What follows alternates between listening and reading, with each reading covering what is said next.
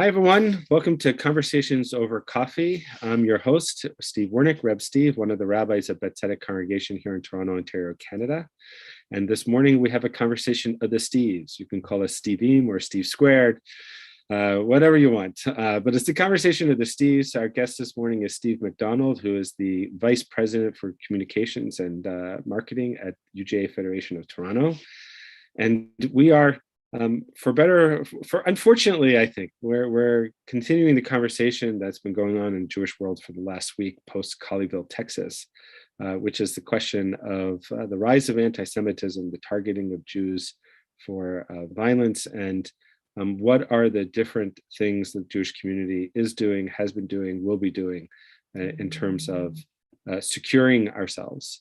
And then also discussing, I think, the balance that needs to be found between security and safety, and yet also Abraham's tent being welcoming as a congregation. Something that we talked about over Shabbat too at Beth Tzedec. But today we're going to focus a little bit more on the nitty-gritty and the details. UJA Toronto has a security advisor, a network, and it's been doing a lot of work of interfacing with law enforcement, with elected officials, and of advising congregations on how to be more safe and to do the training that's necessary so that, God forbid, when something happens, if something happens, we're prepared. So Steve, welcome. It's nice to see you. Thanks for having me, Rabbi, and it's great to meet you face-to-face finally. Finally, I look forward to the time when we can actually do that face-to-face. But here we are. Anyhow, tell us a little bit about the history of federations and the development of these security departments. When did UJA Federation Toronto begin to start formulating those kinds of resources? And what were some of the motivations and inspirations for doing so? Well, thank you for creating the space for this conversation. I think it's something we don't talk about enough in the community. And it's a tough thing to talk about. It's not something a lot of people want to think about. But it really does have to be talked about because, as we've seen from what happened in Texas, this is a very real aspect of what it means to be Jewish in North America, or frankly, anywhere in the diaspora in 2022. One of the things about Federation is that because we have a bit of a community-wide approach to everything that we do, we are able to look at the needs of today within the community on a broad basis and address those needs by bringing together the very best of our community to address the issue, but in a way that doesn't just deal with the president, but builds a stronger, more sustainable and thriving community for the future. And that's very much the lens through which we approach security. The real impetus, I think, for us, Rabbi, was the Pittsburgh synagogue attack. Back in October 2018, I think everyone in the community, whether you're a shul goer or not, was shaken by what happened in Pittsburgh. It was the deadliest attack on Jews in the history of North America. And immediately after that attack, our leadership team, along with leaders from across the Federation movement in North America, went to Pittsburgh for an in-depth lessons learned session with the FBI. They toured Tree of Life congregation. They learned from the security director there, who was a really phenomenal leader, and we've learned a lot from his experience.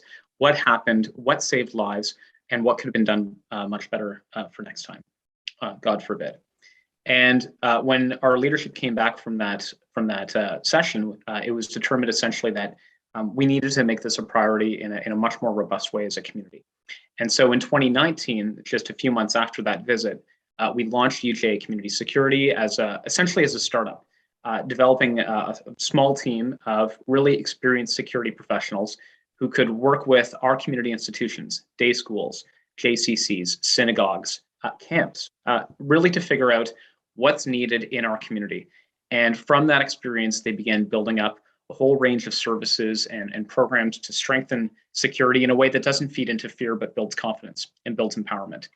And then we saw in May 2021 that the threat of security, the issue of security threats is one that's rapidly evolving. We saw a real spike in security threats in our community when there was the Israel-Hamas war in May 2021. And since then, we've since further built up the team and expanded the program offerings that we provide to community institutions. So we can get into that into the conversation, I think, ahead of us. But really, for us, the impetus was Pittsburgh. It was that moment where it clarified for our community that we can't do things in the future the way that we did them in the past because the world is changing. So I want to ask you about that. In my experience, coming from the US and in my previous role as the CEO of USCJ, I remember long before 2019, sitting around roundtables with then Jerry Silverman, who was the CEO and president of JFNA, and talking about security and safety and the secure communities network that JFNA created in the US. It seems like Toronto, as a large city in the diaspora, that's rather late coming to the table for these conversations. To what extent do you think that's related to the experience in Canada? Anti-Semitism incidents have been on the rise, over 2,600 in 2020, a 44% increase in Ontario alone during that time period. But the vast majority of incidents are harassment or vandalism. I think only 9 incidents were violence related. Do you think that perhaps Canadians don't talk enough about this is because though we're shaken by it, there's still somewhat of a denial as to whether or not it can happen here? And well, I think, and just, oh, sorry, Ryan, I just want to, like, related to that is, like, are there indications, let's also talk about what the threat level is. Right. So I think, and just for clarification, one of the things that we benefit from at UJ is these national partnerships we have within Canada. And one of our closest partners is the Center for Israel and Jewish Affairs, where I previously worked before Federation. And CJA serves as our advocacy agent. And one of the roles that CJA plays is facilitating security work across the country, especially for smaller communities that don't have the resources to invest in a security team. And prior to 2018 or to 2019, I should say, CJA had a dedicated staff person who was focused on Toronto. I think and so we were doing this work through CJA locally, but I think what Pittsburgh did was it was a clarifying moment in giving us the realization that this wasn't a one-person role. We needed a team to support and strengthen the community, really with a focus on multiple things. One is reporting, ensuring that community members report quickly and effectively every incident that takes place. The second is really training and equipping and building up institutions and their volunteers to play a much more robust and active role. And with that, liaising with law enforcement to deal with incidents as they arise. Because to your second question, the threat landscape, I think, has evolved significantly. And what we saw with Pittsburgh, what we saw with Poway in California, what we saw with New Zealand and the Christchurch attack, and obviously we saw it as well with Colleyville. So much of this lives online. And the threats we would have faced 20 years ago were largely property crime threats. They were intimidating, they were very nasty, they had a debilitating effect on the morale of our community. But the threat of an active shooter, certainly 20 years ago, was not what it is today, especially given how online hate fuels so much of this. And it's so important that we treat security sort of like insurance. No one likes paying insurance. No one likes the process of getting insurance. It's probably not something anyone looks forward to in their day. But if you have a crisis, you better hope that you have insurance. And if you try to get insurance when there is a crisis, it's too late, unfortunately. And so we have to start treating security like insurance. And the other thing we need to realize is that, unlike insurance, you can't fully outsource security.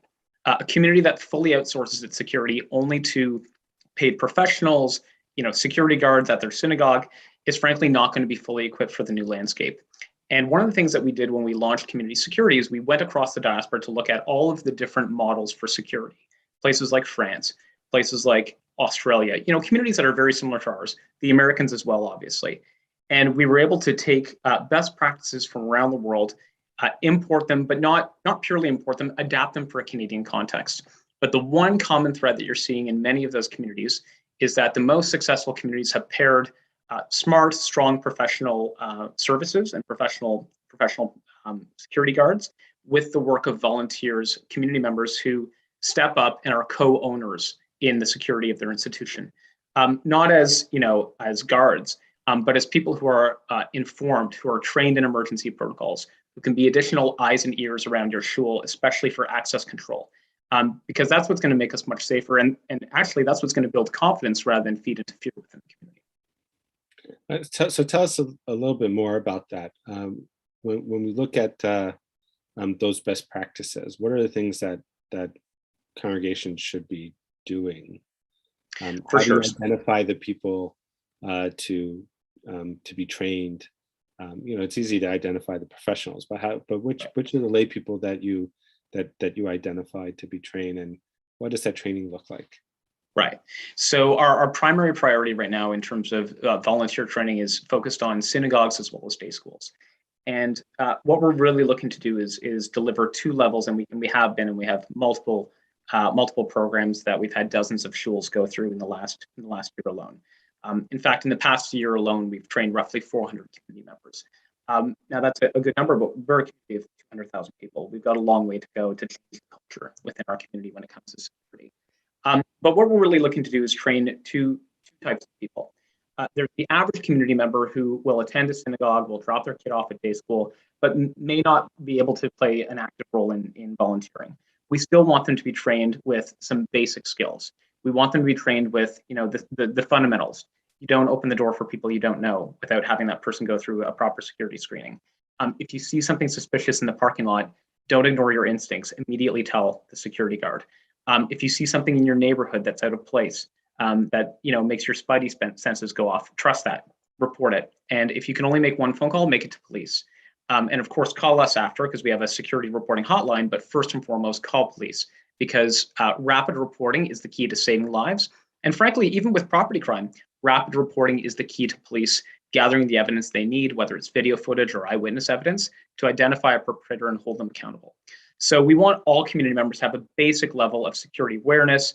And really, that's something we want to make available to any community member. Essentially, Steve, if you see something, say something. Exactly. And you but had on me top at of that, Spidey sense, by the way. What's that? You had me at Spidey sense. There you go. Trust your instincts. It's okay to not always be polite. It's okay to ask an uncomfortable question to someone you've never seen who's trying to enter your shul. You don't replace the role of guards, but that little layer of awareness can save lives. And the police are also, they're appreciative of people making those calls. They'd rather come out for something that turns out to be nothing than to not have been called for something that turns out to be something. Absolutely, and they do treat it very seriously. Their response rate is very high. They care, and they're working very actively to protect our community and all targeted communities. But then there's the next layer of training, which is people who are willing to put in the time and have the time and have the skills to volunteer on a more ongoing basis. So you asked, how do we identify these folks? One of the things that we're doing when we're identifying people who can play a role in the security of their institutions, and ideally we want to build a community in which every synagogue has a small team of volunteers. It can be 3 people, it can be half a dozen or 10 people, but a cohort of people who will consistently dedicate a bit of their time to playing a role on the ground.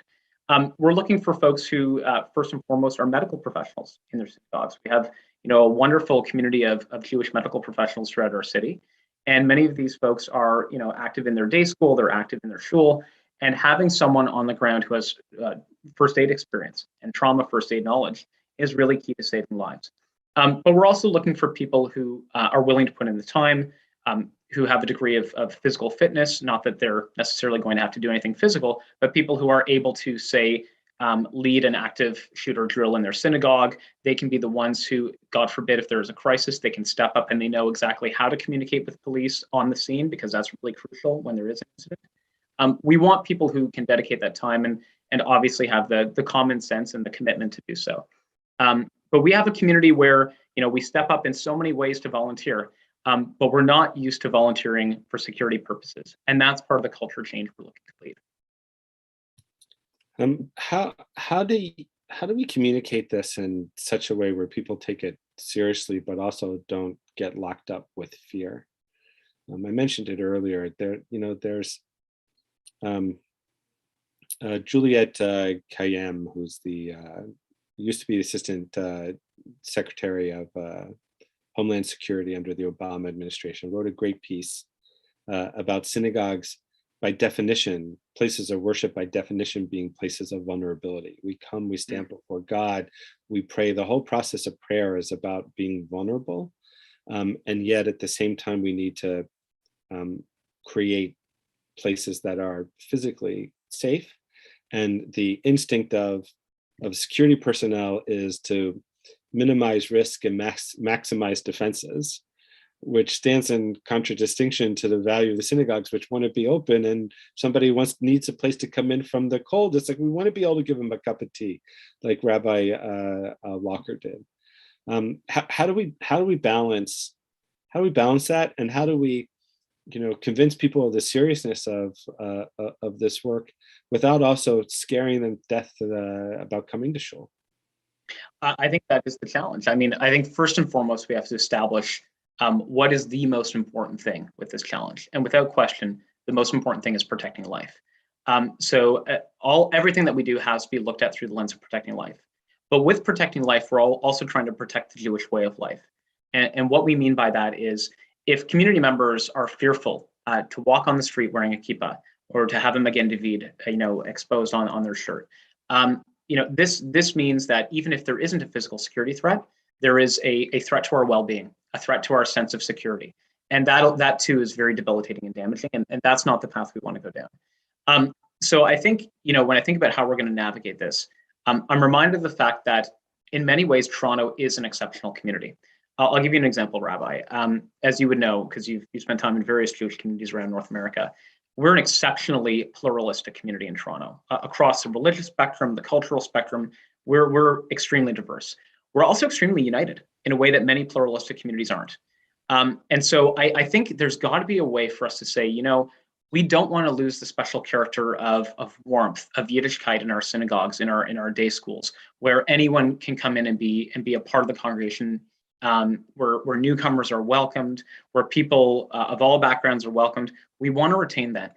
At the same time, what we also want to do is instill a recognition that the open door policies won't work in 2022. That there's a way to be welcoming and to have a tone where we welcome people at the door, but we also do a brief security check, where once a year, twice a year, there's some basic exercises, protocols or live drills at the synagogue. What we find is that, and certainly I found this, the more people know about what to do in a crisis, the more they're actually alleviated from the anxiety. When people don't know what to do, that's when anxiety spikes, especially when a threat emerges. Rabbi, we saw, going back to May 2021, through our reporting system, in an average month prior to that, we were getting 10 to 12 incident reports in the GTA per month. The month of May 2021, we had more than 50. And what that did was, as the threat increased on the ground, and this is acts of harassment, intimidation, property crimes targeting a Jewish business, a few physical assaults, really disturbing stuff that was escalating. And as disturbing as that was, what was especially concerning was the community clearly felt ill-equipped. Community members didn't know what to do. And so knowledge really is empowerment, and it's ultimately building a sense of healthy vigilance. And I think that's what we want to create: healthy vigilance, not debilitating vigilance. So I want to reflect on that. What happened in May 2021 was a direct outcome of the Israel-Hamas war. And what was surprising to the Jewish community was the vehemence with which anti-Semitism showed itself, and its connection to anti-Zionism and to Zionism. We can secure our communities, as best as we can, but ultimately it seems that even after what happened last week, it was amazing how many otherwise smart people didn't seem to understand that this was anti-Semitic, that this attacker, he came from England to a small town in Texas. He picked a synagogue, which is in and of itself, it was a strange synagogue to pick. It's like, if you're coming from out of town, I would have imagined something else. But he picked this synagogue, and he bought into these tropes of Jewish power and domination. Even calling rabbi in New York at Temple Emmanuel as if she had the ability to contact President Biden in order to get this prisoner released. What do we do about that? What is the community doing to address the cultural issues that might not be directly related to violence, but create a context by which violence becomes more possible? I think it's a great point, and there was an excellent piece that Yair Rosenberg put out recently, and he put a great point on it, and I recommend everyone read that. It's in the Atlantic if people are looking for it. Right, and he made the point, and it's a profound one, that if you want to understand how to protect democracy, you need to understand anti-Semitism. Throughout history, any society that's starting to corrode, that's where you start to see anti-Semitism emerge from the seams and bubble up. And so it's so important that when we talk to our non-Jewish neighbors, when we talk to non-Jewish leaders throughout society, that we emphasize that this isn't solely a Jewish problem. If you care about the fabric of Canadian society, you can't allow a situation in which anti-Semitism is dismissed, is swept under the rug, is left to be described as too complicated because it's the Middle East. It's not complicated. When Jewish Canadians are being targeted for their identity, that's anti-Semitism. It doesn't matter if it's out of the false justification that it's criticism of Israel. That's not the case, and so we have to be very firm and clear in making that case. But at the end of the day, advocacy is about speaking in a way that people can understand. And when we build relations with our non-Jewish neighbors and leaders of all backgrounds, that's when we're able to both understand the experiences of other communities, but also convey in a way that those communities will understand what we're experiencing and why anti-Semitism can't be ignored when it involves Israel, because we know that's precisely when anti-Semitism spikes. Whenever there's a conflict in the Middle East, this is when anti-Semites seize the opportunity to foment hatred against diaspora Jewish communities. And so, we've talked about physical security today. The fight against anti-Semitism is very multifaceted. It requires education. It requires coalition building with other communities that are targeted. It requires advocating to government about policies that will keep our community and all communities safer. There are so many aspects to this, and perhaps the most important, and going back to your question about the balance, the most important is the issue of Jewish pride. At the end of the day, if we achieve wonderful things out there in changing minds in Canadian society, but if our own community starts to diminish in pride, if we start to hide our identity out of fear of being noticed, if we start to lose a sense of who we are and our values, including our connection to Israel and our connection to Zionism in this land where we come from, then unfortunately anti-Semites will have won, even if they don't physically harm us. So we always need to be focused on building Jewish pride, and that is going to be key to overcoming this really challenging period as well.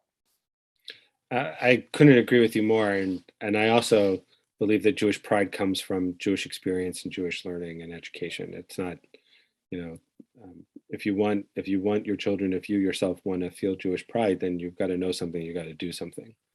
Absolutely. But related to that, I'm curious to your thoughts on coalition building. I believe having allies is very important. In fact, on Shabbat, when we were talking about this 2 days ago, both Debbie Rothstein, who's the president of the congregation, and I both turned to Yitro, the person of Yitro, as an example from the Torah reading that inspires us, and a message for what we do next. And that Yitro was not a member of the Jewish community. In fact, he was a leader of Midian. He was already at Mount Sinai before Moses arrived on the scene. And when Moses comes back, it's Yitro that meets him and sees what he's doing and provides Moses with the advice on how to build a judiciary that delegates responsibility. And then on top of that, right, Yitro is so important. He gets a Torah reading named after him, and the Torah reading named after him is the one with the Aseret HaDibrot, with the Ten Commandments. Right. So having allies, coalition building seems really important when you look at it from that context to our people.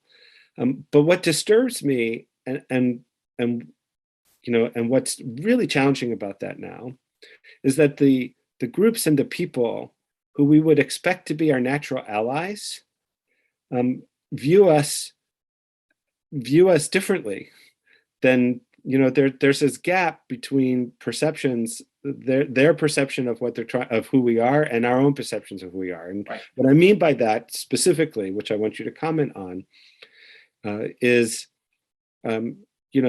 Black Lives Matter, certain environmental groups, LGBTQ groups, a lot of the progressive liberal groups. If you're present as white, you're other. If you're Jewish and you support Israel, you're other. And if part of the problem, not the problem that we have, but part of the challenge here is that we turn to law enforcement to help protect us and to build coalition, and other minority groups find law enforcement to be part of the systemic racism that they experience. So we're thanking law enforcement for what they're doing, and the experience of others, minority groups with law enforcement, is the polar opposite of that. What are some of the things that CJA's doing, that Federation's doing? What are the things that the larger community is thinking about in terms of coalition building and how we overcome these obstacles for meaningful dialogue when it just seems more complicated today than in the past? I think it is more complicated, but progress is possible.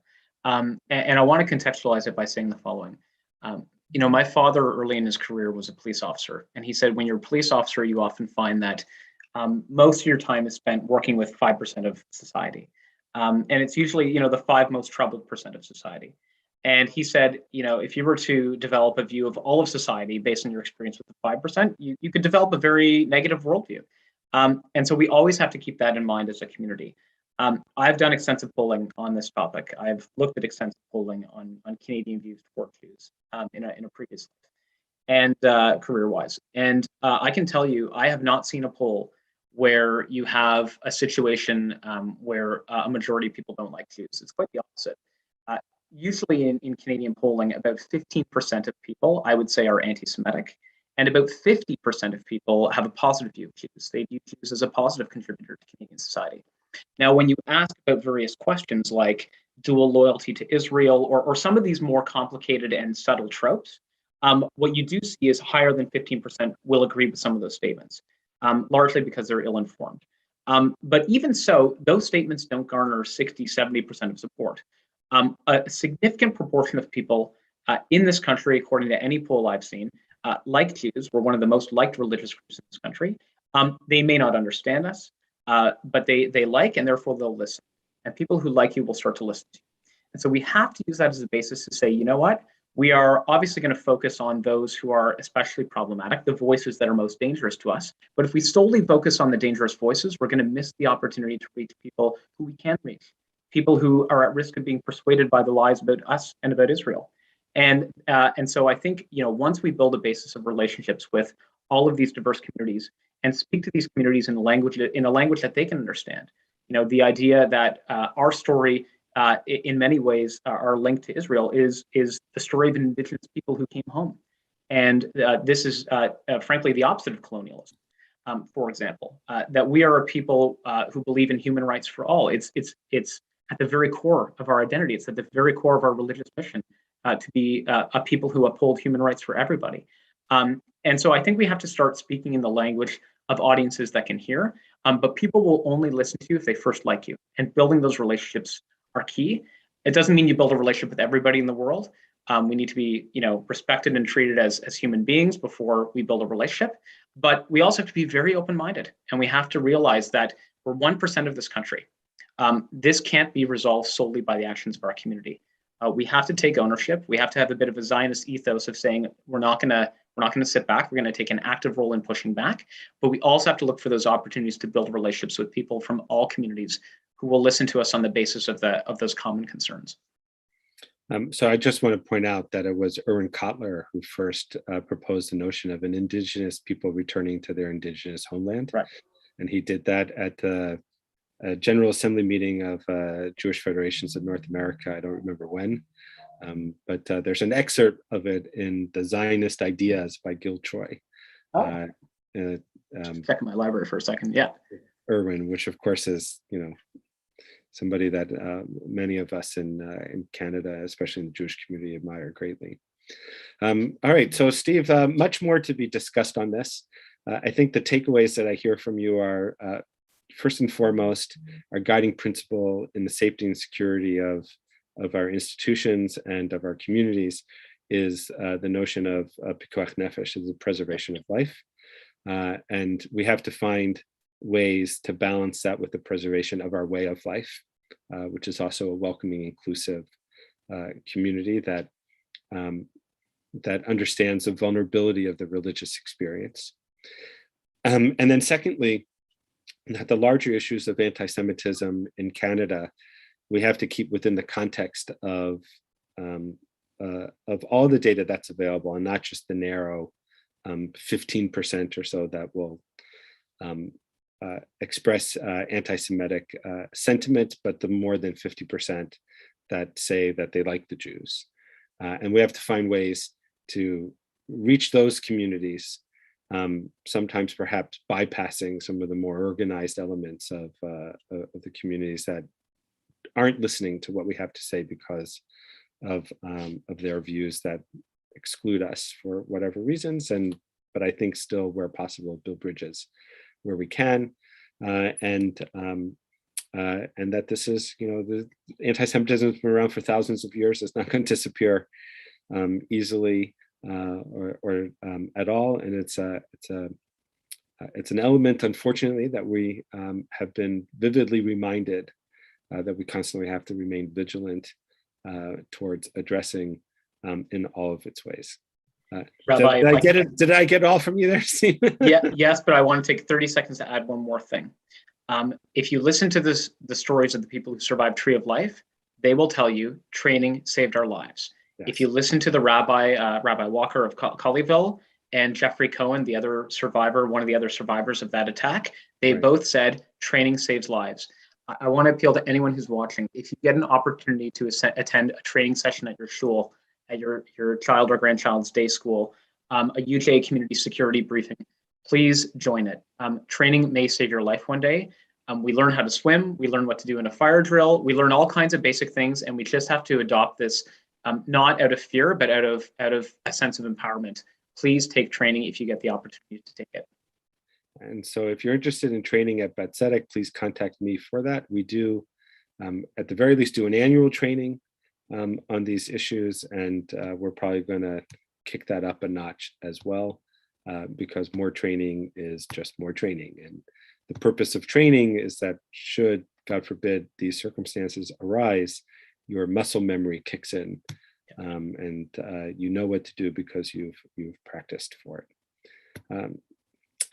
This is the world we live in, but it was good to talk to you, Steve. These are very, very important conversations, and let's find a time, perhaps in a couple months, to come together again, and we can talk about this as well as other things that are on the agenda for our Jewish community in the GTA. Thanks, everyone. You're welcome. Thanks, everyone, for joining us. To find out how you can be inspired and engage with Beth Tzedec to live a meaningful Jewish life, be sure to check us out online, www.beth-tzedec.org. Always something exciting happening at Beth Tzedec, something meaningful, something interesting, something to learn. And we look forward to partnering with you on our Jewish journeys. Thanks, everyone. Bye-bye.